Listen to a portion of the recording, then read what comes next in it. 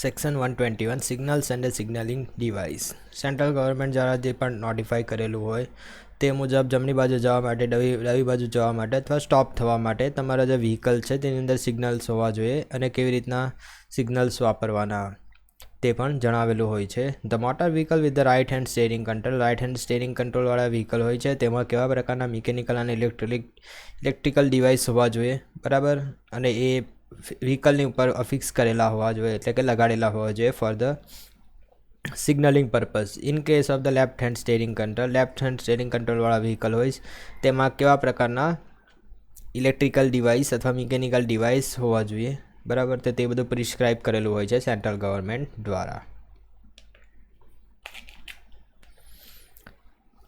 Section 122 living vehicle in a dangerous position. No person in charge of the vehicle, જે પણ person હોય in charge of the વ્હીકલમાં, તો તેણે વ્હીકલને એવી રીતના છોડીને નહીં જવું જોઈએ કે જેથી એ ડેન્જર્સ, ઓબ્સ્ટ્રેક્શન ઓર અનડ્યુ ઇનકન્વિયન્સ કોઈકના માટે. અનડ્યુ ઇનકન્વિનિયન્સ એટલે કે કોઈકને વ્હીકલ નડે એવી રીતના ગમે ત્યાં ડેન્જરસ પોઝિશનમાં વ્હીકલને છોડીને જવું નહીં. ક્યાં? તો કે પબ્લિક પ્લેસીસમાં or to the passengers.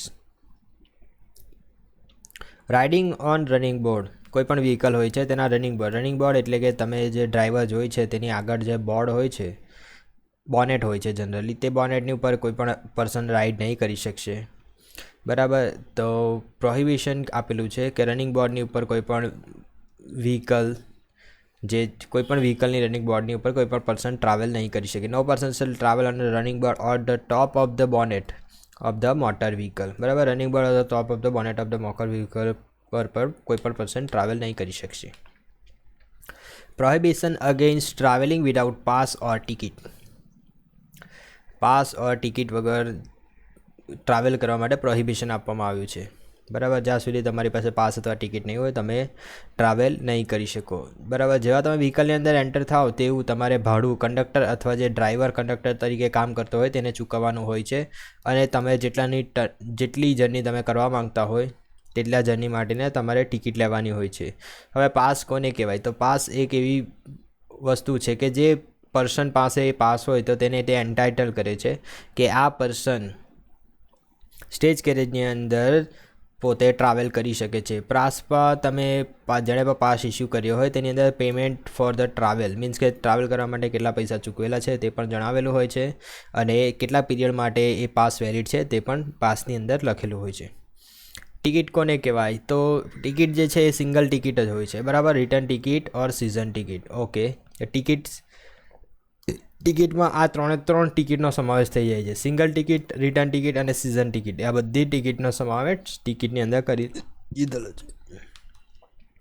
Section 125 જોઈએ તો obstruction of driver. No person driving motor vehicle allow any person to stand or seat or place anything in such a manner or position as to hamper the driver in his control of the vehicle. ડ્રાઈવરને અડચણમાં મૂકે તેવી રીતના કોઈ પણ વસ્તુ, કોઈ પણ person એ ત્યાં બેસવાનું નથી, બરાબર. કે ડ્રાઈવરને ઓબ્સ્ટ્રક્ટ નહીં થવું જોઈએ, ડ્રાઈવર એકદમ ફ્રીલી પોતાનું ડ્રાઇવિંગ કરી શકે એ પોઝિશનમાં હોવા જોઈએ. Stationary vehicle 126.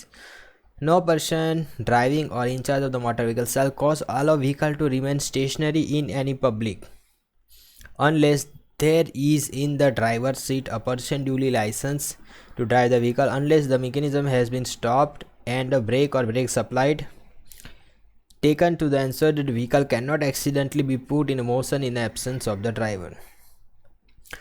સેક્શન 126 ની અંદર સ્ટેશનરી વ્હીકલ્સ માટેની કેટલી ગાઈડલાઇન આપવામાં આવી છે કે તમે જો વ્હીકલ ચાલુ હોય તો તેની અંદર કોઈ પણ ડ્રાઈવર હોવો જ જોઈએ. જો વ્હીકલ ચાલુ નહીં હોય એટલે વ્હીકલને જ્યારે પણ ઊભું રાખેલું હોય અને વ્હીકલ ચાલુ હોય તો તેની અંદર ડ્રાઈવર હોવો જ જોઈએ.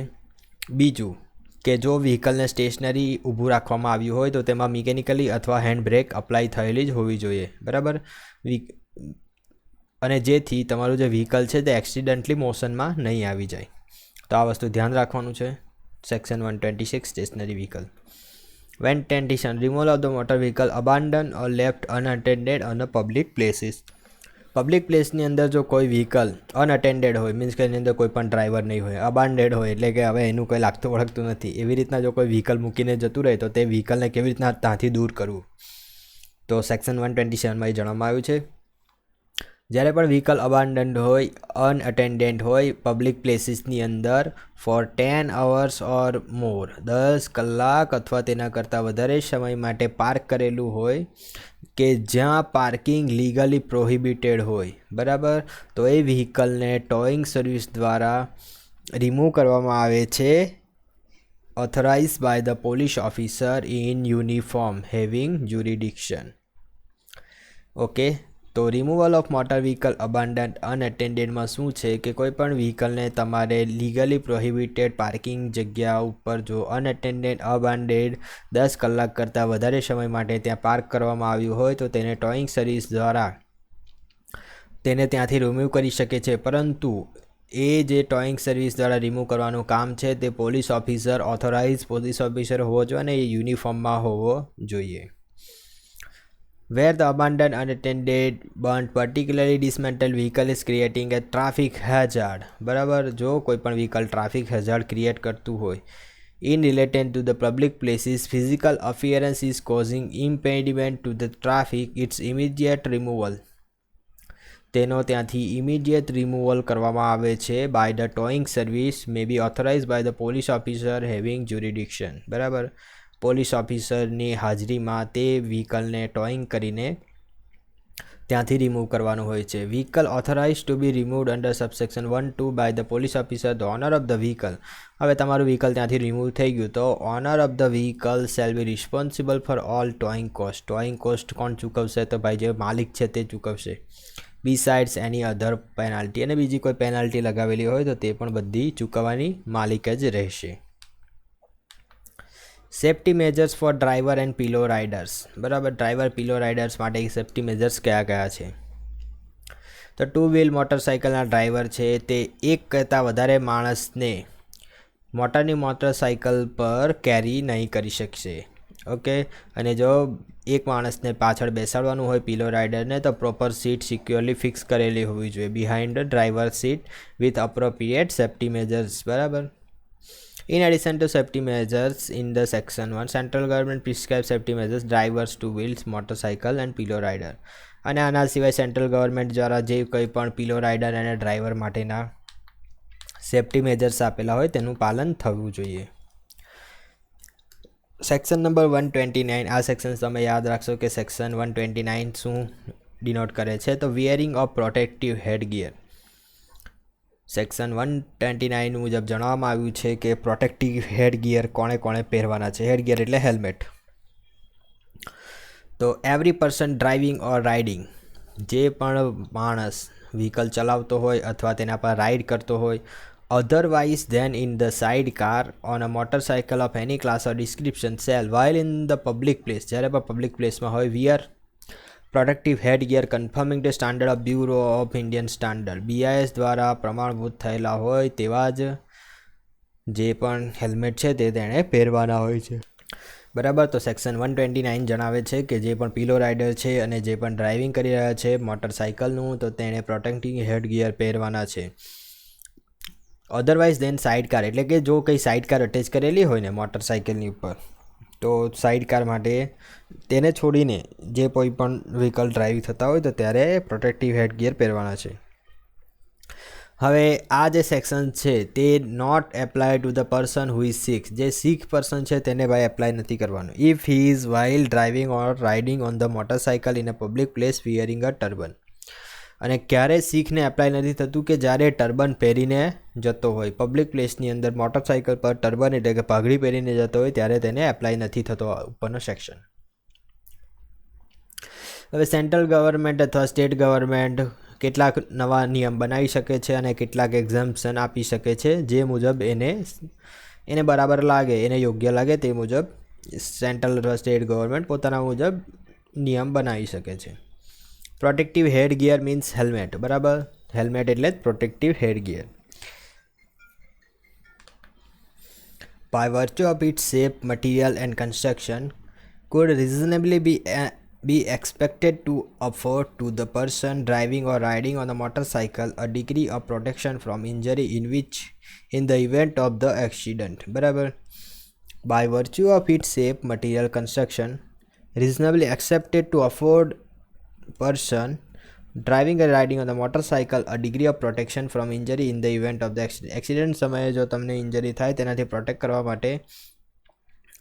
કરવા માટેનું એવા એક શેપવાળું મટીરિયલવાળું અને કન્સ્ટ્રક્શન કરેલું હોય છે, બરાબર. તેને હેલ્મેટ કહેવામાં આવે છે અથવા પ્રોટેક્ટિવ હેડગિયર કહેવામાં આવે છે, અને એ તમારા માથાની સાથે સિક્યોરલી ફાસ્ટન થાય છે of the wearer by means of step દ્વારા તમારા માથા સાથે એને સિક્યોરલી ફાસ્ટ કરવાનું હોય છે. ફાસ્ટ એટલે જોડી દેવાનું એવું આવે છે.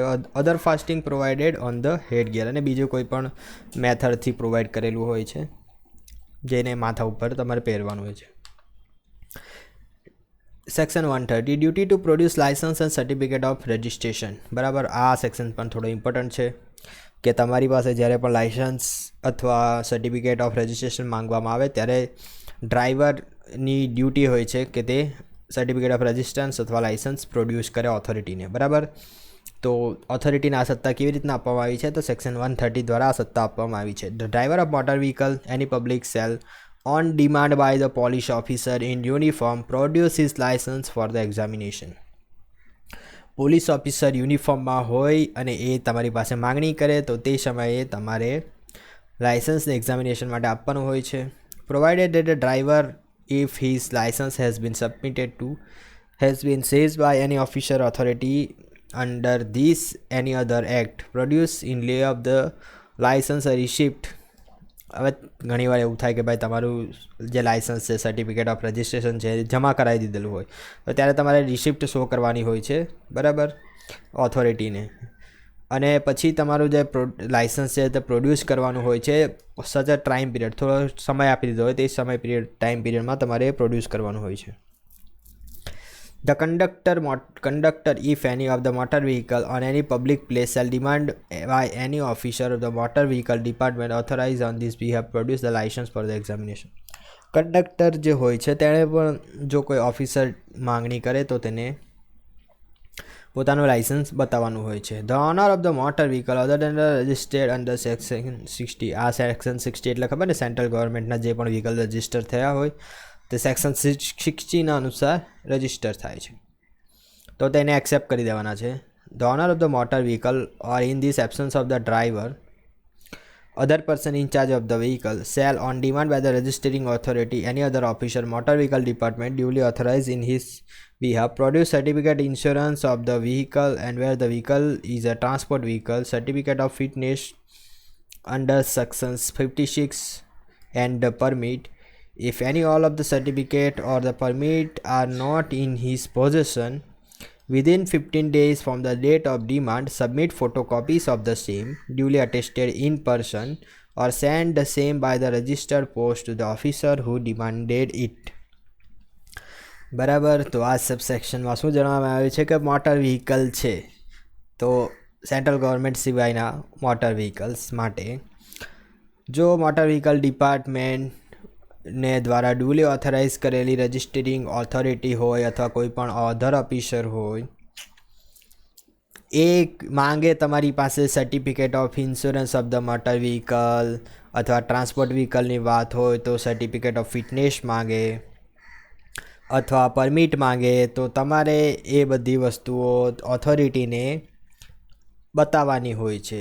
જો હવે જે સમય માંગે તે એ સમય તમારી પાસે અવેલેબલ નહીં હોય, બરાબર, તો એ જે વ્યક્તિ છે એ જે રજિસ્ટરિંગ ઓથોરિટી છે તેને 15 દિવસની અંદર તમારે એની ફોટોકોપીસ એટલે કે ઝેરોક્સ ડ્યુલી અટેસ્ટેડ કરીને એને ઓથોરિટીને તમે જાતે પણ આપી શકો છો, આપવા જઈ શકો છો અથવા રજિસ્ટર પોસ્ટ દ્વારા પણ તેને મોકલી શકો છો.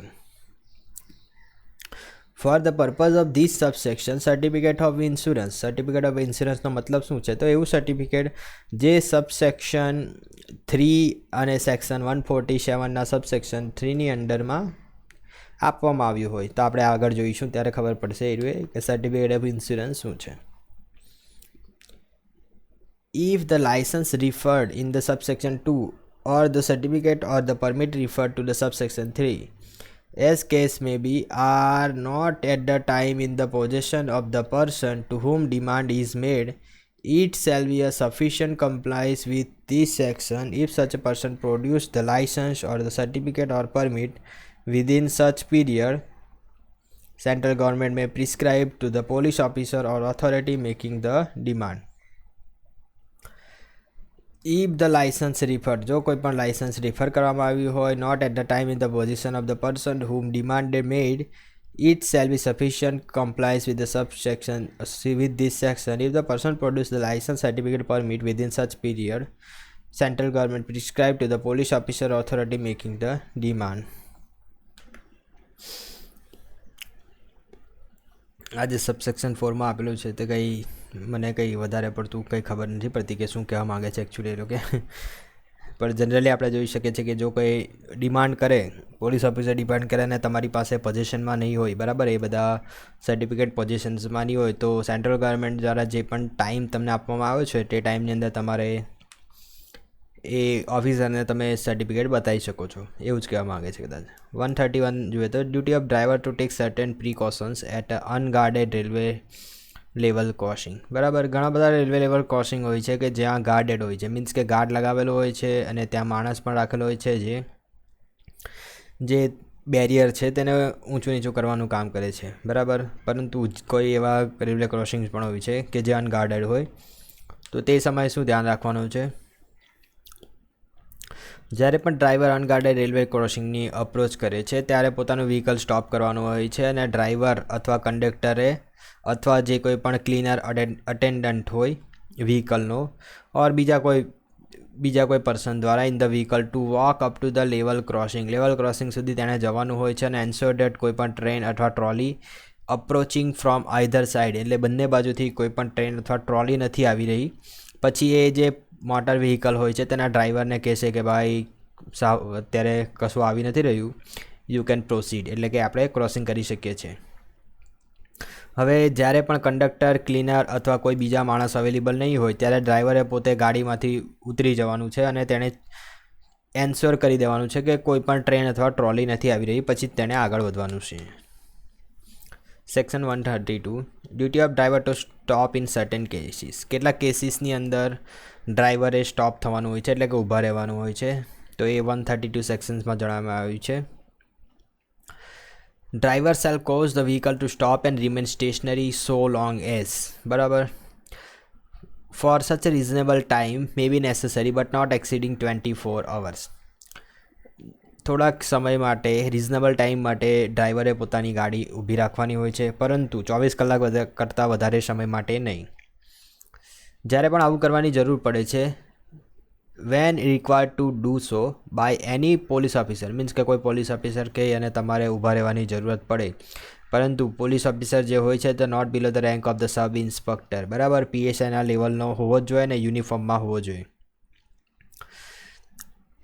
In the event of the vehicle being involved in the occurrence of the accident, જ્યારે પણ એક્સિડન્ટ થયું હોય તે સમયે પોલીસ ઓફિસર હોય not below the rank of the sub inspector, તો તે તમને આવું કહી શકે કે ભાઈ તમારે અહીં રોકાવું પડશે સમય માટે, પરંતુ 24 કલાક કરતાં વધારે નહીં, બરાબર. જ્યારે વ્હીકલનું એક્સિડન્ટ થયું હોય, કોઈ માણસ સાથે એક્સિડન્ટ થયું હોય, એનિમલ અથવા વ્હીકલની સાથે એક્સિડન્ટ થયું હોય અથવા પ્રોપર્ટીનું ડેમેજ થયું હોય, તો આવા ટાઈમે તમને તેઓ રોકી શકે છે. When required to do so by any person in charge of the animal, કોઈ પણ પ્રાણીઓનું મૃત્યુ થયું હોય એક્સિડન્ટના લીધે અને એ એનિમલના જે ઇન્ચાર્જ હોય, એટલે કે જે પ્રાણીઓને ચરાવનારો માણસ હોય, બરાબર, તો તે માણસ પણ તમને રોકી શકે છે.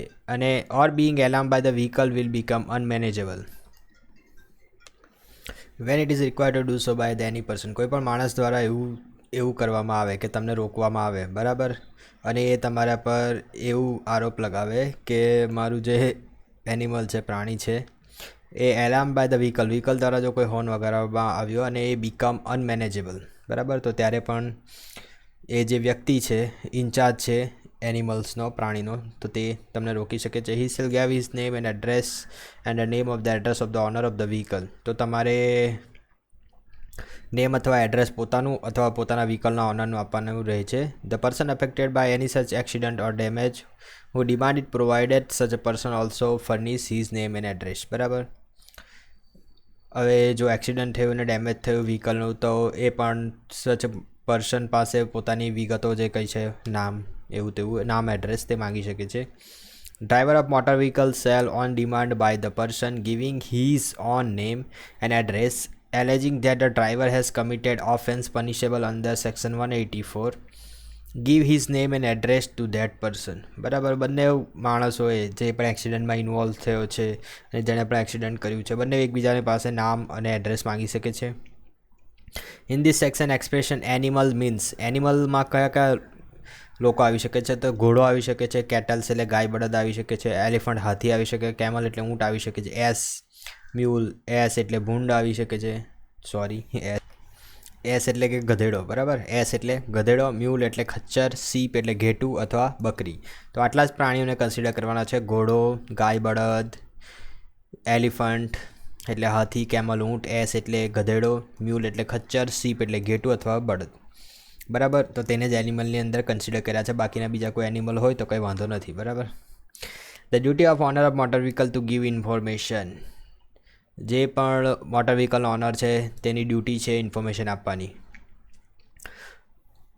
Driver conductor of which accuse any offence, કોઈ પણ ઓફેન્સ એ કરે, બરાબર, અને demanded by the police officer authorise on behalf of the state government shall give all the information regarding name, address, licence, driver or the conductor which in his possession should by the reasonable diligence ascertained by him.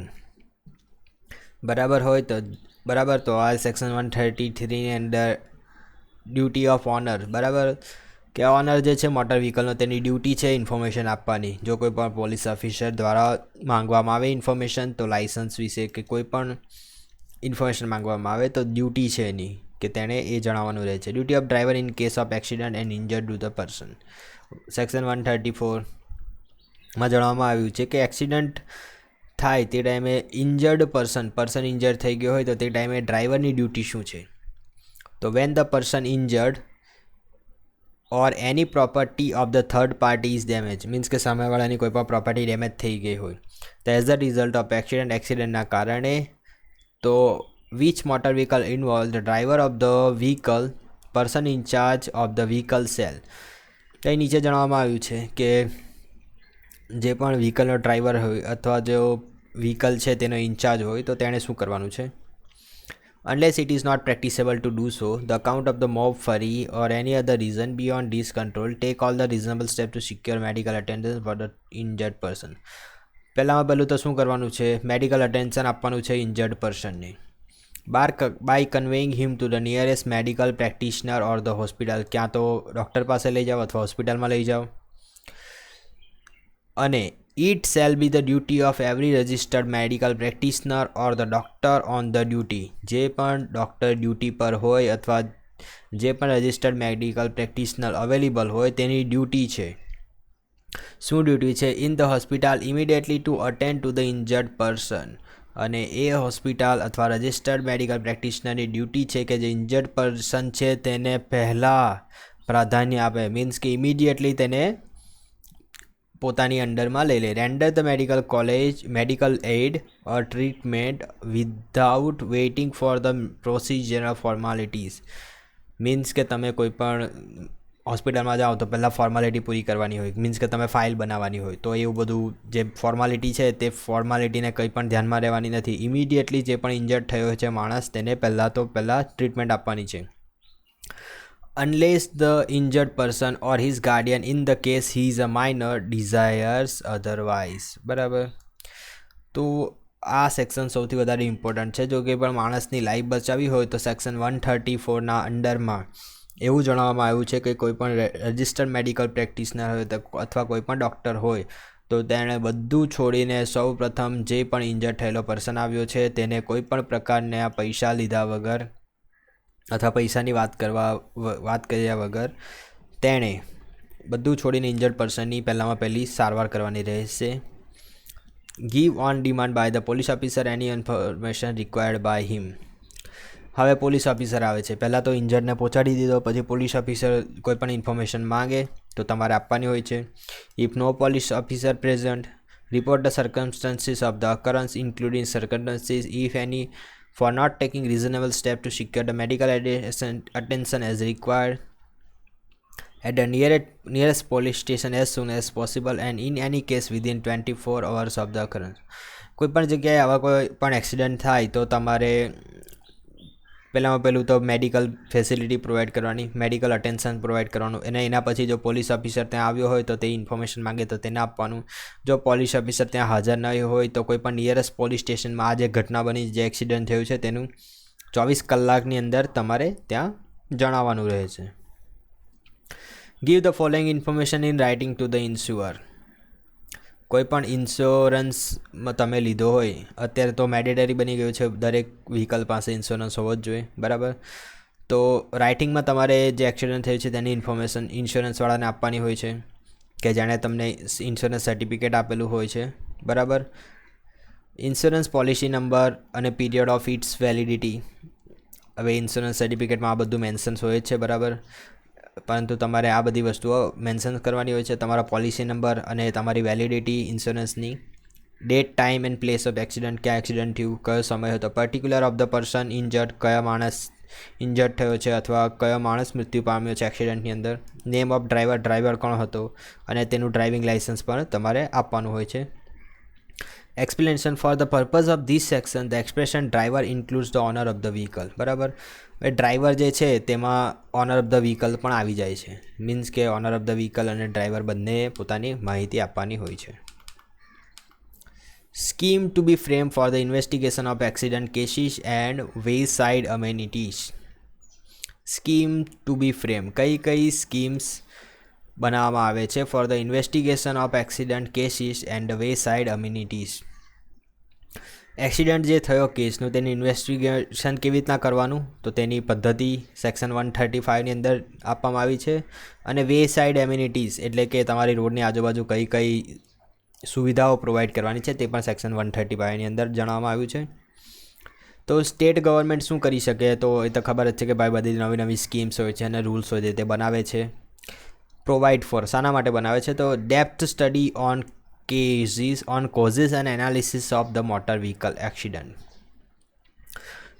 Accident થયું તો તેના માટેની depth study માટે અને એનું reason જાણવા માટે કે ભાઈ એક્સિડન્ટ શાના લીધે થયું, ત્યાં ટર્નિંગ વધારે પડતો હતો અથવા ખાડા ટેકરા હતા તેના લીધે એક્સિડન્ટ થયું, તો એના માટે સ્કીમ્સ બનાવે છે કે એક્સિડન્ટ થાય તો તેનું ઇન્વેસ્ટિગેશન થવું જોઈએ. Way side amenities on highway, highway ઉપર વે સાઇડ એમ્યુનિટીઝ એટલે કે હોટલ્સ હોવી જોઈએ, ત્યાં ટોયલેટ બાથરૂમની સુવિધા હોવી જોઈએ, તો તેના માટે પણ બધી સ્કીમ્સ બનાવે છે. Traffic aid post on highway, હાઈવેની ઉપર કયા કયા પોસ્ટ લગાવેલા હોવા જોઈએ ટ્રાફિક માટેના. Truck parking complex along the highway, હાઈવેની ઉપર ટ્રકને પાર્ક્સ કરવા માટે કેવા કોમ્પ્લેક્સ બનાવેલા હોવા જોઈએ. Any other amenities in interest of the safety and convenience of the public. તો આ સેક્શનની અંદર એવું જણાવવામાં આવ્યું છે કે જે સ્ટેટ ગવર્મેન્ટ છે તો તે બધી સુવિધાઓ પ્રોવાઈડ કરવા માટે કોઈ પણ સ્કીમ્સ બનાવી શકે છે અને તેનું પાલન કરાવી શકે છે. Salad as soon as possible after it's made અને બિફોર ધ સ્ટેટ લેજિસ્લેચર, એટલે કે બની જાય તો પછી જલ્દીથી એને એપ્લાય કરી દેવાનો. સેન્ટ્રલ ગવર્મેન્ટ નોટિફિકેશન દ્વારા one or more schemes conduct કરાવી શકે છે. Studies on the causes and analysis of the road accident. બરાબર, તો સેન્ટ્રલ ગવર્મેન્ટ પણ ઘણીવાર સ્કીમ્સ બનાવતી હોય છે કે એક્સિડન્ટ માટેની સ્ટડી કેવી રીતના થવી જોઈએ. એક્સિડન્ટ કોઈ જગ્યાએ થયું છે તો તેની સ્ટડી કેવી રીતના થવી જોઈએ તે સ્કીમ બનાવી શકે છે કે આ રીતના ભાઈ એક્સિડન્ટની સ્ટડી થવી જોઈએ, તેના કોઝિસ જાણવા માટે અને તેનું પાલન પણ કેવી રીતના થવું જોઈએ. સેન્ટ્રલ ગવર્મેન્ટ પણ રૂલ્સ બનાવી શકે છે. Inspection of motor vehicle involve in accident. બરાબર, કોઈ પણ વ્હીકલ એક્સિડન્ટમાં ઇન્વોલ્વ થયું છે તો તેનું ઇન્સ્પેક્શન કેવી રીતના કરવાનું. Any person authorized behalf of the state government on production of so required to of his authority inspect a vehicle and for the purpose may enter any reasonable time premises when the vehicle may be or may remove the vehicle for the examination, provided that the place to which the vehicle is so removed shall be intimated to the owner of the vehicle and the vehicle shall be returned after completion of the formalities to the owner, driver, person in charge of the vehicle within 24 hours. હવે એક્સિડન્ટમાં જે vehicle આવ્યું છે તો authority શું કરે છે કે વ્હીકલને પોતાને ઇન્સ્પેક્શન માટે મંગાવી શકે કે વ્હીકલ ક્યાંથી ડેમેજ થયું છે, શું થયું છે, વ્હીકલમાં આપણે કોઈ ઇમ્પ્રુવમેન્ટ લાવવાની જરૂર છે, તો તેના માટે એ પોતે એક્ઝામિનેશન માટે વ્હીકલને મંગાવી શકે છે. અને જ્યાં પણ એક્સિડન્ટ થયું છે ત્યાંથી વ્હીકલ રિમૂવ પણ કરી શકે છે અને એ જે વ્હીકલ રિમૂવ કરવામાં આવ્યું હોય તો તેની જાણ જે પણ વ્હીકલનો ઓનર છે તેને કરવાની રહે છે, બરાબર. અને 24 કલાકની અંદર ઇન્સ્પેક્શન માટે જે વ્હીકલ મંગાવ્યું છે તેણે રિટર્ન કરી દેવાનું હોય છે. Power central government to make rule, central government rules બનાવી શકે છે. On occasion on which the signal made by the driver of the motor vehicle, such signal under section 121, protective headgear, measure for the safety of the children below the age of 4 years, riding under section 129. એટલે જો નાનું બાળક જો motor vehicle પર ride કરતું હોય તો section 129ની અંદર તેને હેડગિયર એટલે કે હેલ્મેટ પહેરવાનું છે કે નથી, તો તેના રિલેટેડ જે રૂલ છે એ સેન્ટ્રલ ગવર્મેન્ટ બનાવે છે. The manner in which the licence and certificate may be produce, કયા મેનરમાં તમારે લાઇસન્સ અને સર્ટિફિકેટ પ્રોડ્યુસ કરવાનું છે પોલીસ ઓફિસરને તે પણ રૂલ સેન્ટ્રલ ગવર્મેન્ટ બનાવશે. Limit of urban city by state government under the section 136A, providing electronic monitoring and enforcement, એટલે કે અત્યારે તમે જોવો છે કે રસ્તા ઉપર બધા CCTV કેમેરાસ લાગી ગયા છે, તો આ બધા રૂલ સેન્ટ્રલ ગવર્મેન્ટ દ્વારા એમ્પ્લોય કરવામાં આવ્યા હોય છે. Power of state government to make rules, state government કયા રૂલ્સ બનાવી શકે છે. Carrying into effect the provision of this chapter, the state government interest of the road safety make rules purpose for the regulating activities, non mechanically propelled vehicles pedestrian માટેનું અને national highway માટેના બધા rules છે તે state government બનાવી શકે છે. Without prejudice to the generality of foregoing power, the such rules may be provide for removal and a safe custody of vehicle including their loads which have broke down and which have been left standing, have been abandoned on road, installation and use of weighing devices, maintenance management of roadside amenities, maintenance management parking places, exemption from any of the provision chapter for the fire brigade vehicle, ambulance, તો આના માટેના પણ rules બનાવી શકે છે. કોઈ પણ parking place પર પાર્ક કરવાનું હોય વ્હીકલ તો તેની ફીસ કેટલી ભરવાની છે તેના પણ રૂલ્સ બનાવી શકે છે. Taking hold of the mounting of the vehicle in motion, prohibiting the use of footpaths, pavements by the motor vehicles, prevention of danger, injury, annoyance to the public, any person or the danger, injury, obstruction to the traffic, any of the matter which is to be may be prescribed. તો આ બધા rules બનાવી શકે છે central government state government બંને, બરાબર. હવે આપણે ચેપ્ટર નંબર 9 જોવાના છે. Chapter number 9, motor vehicle temporary living or visiting India. કોઈ પણ મોટર વ્હીકલ જો થોડા સમય માટે ઇન્ડિયામાં આવતું હોય અથવા થોડા સમય માટે કોઈ બીજી કન્ટ્રી એટલે કે પાકિસ્તાનમાં જતું હોય, જનરલી આ બોર્ડર પર આવું થતું હોય, પાકિસ્તાનથી ટામેટા આવતા હોય, ઇન્ડિયામાંથી કંઈ બીજી વસ્તુ પાકિસ્તાન જતી હોય, તો તેના માટેના ચેપ્ટર નંબર 9ની અંદર આપવામાં આવ્યું છે.